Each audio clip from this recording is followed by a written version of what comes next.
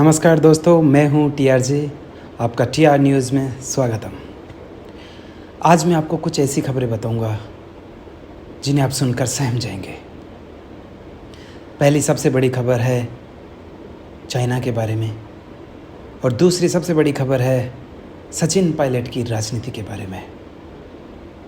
चलिए शुरुआत करते हैं चाइना और इंडिया वॉर के बारे में। क्या आप जानते हैं चाइना ऐसा क्यों कर रहा है? क्या आपको पता है कि चाइना हिंदुस्तान से आखिरकार चाहता क्या है? मैं बताता हूँ आज आपको कि चाइना हिंदुस्तान से चाहता क्या है। चाइना एक्चुअली अपन से 1962 का बदला लेना चाहता है, जब हिंदुस्तान और चाइना आपस में भिड़ गए थे और उसमें अपनी हार भी हुई थी। उससे चाइना खुश नहीं हुआ क्योंकि हिंदुस्तान ने दलाई लामा को उस टाइम पे शरण दे दिया और दलाई लामा चाइना में एक आतंकवादी के रूप में माना जाता है।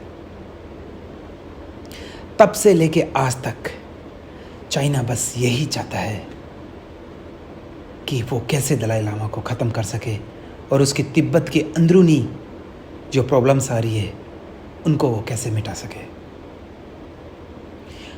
अब क्योंकि हिंदुस्तान ने दलाई लामा को शरण दे रखी है तो चाइना दलाई लामा का कुछ नहीं कर सकता।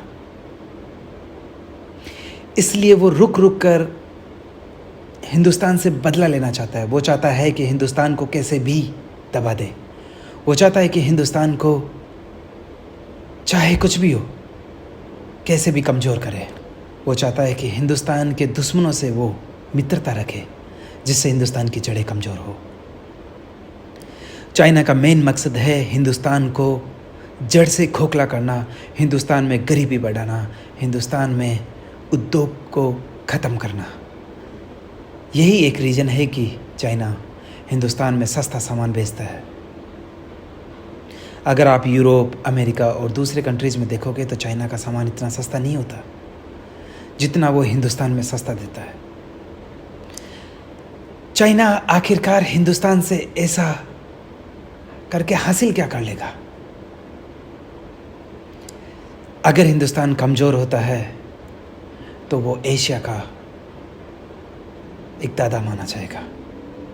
वैसे तो उसकी नज़र वर्ल्ड टॉप लीडर बनने की है जो अमेरिका का भी पूरी होने नहीं देगा, और एशिया में उसको हिंदुस्तान दिखता है, चाहे वो उद्योग हो या चाहे वो किसी भी चीज़ में हो। जब तक हिंदुस्तान है चाइना की दादागिरी चल नहीं सकती। इसलिए वो चाहता है कि हिंदुस्तान को वो कमज़ोर कर दे, खोखला कर दे और फिर वो अपना वर्चस्व कायम कर सके। बस एक यही है जिसके कारण चाइना हिंदुस्तान के पीछे पड़ा हुआ है। दूसरा सबसे बड़ा कारण है कि चाइना शुरू से ही उनकी एक नीति रही है कि हम विस्तारवादी नीति पे चलें। चाइना हमेशा विस्तारवादी नीति को ही फॉलो करता है। इसी कारण से वो अपनी सीमाओं को बढ़ाता जाता है। जैसे उसने तिब्बत पे कब्जा किया और अपनी कुछ सीमाओं पे भी उसने बहुत पहले कब्जा किया।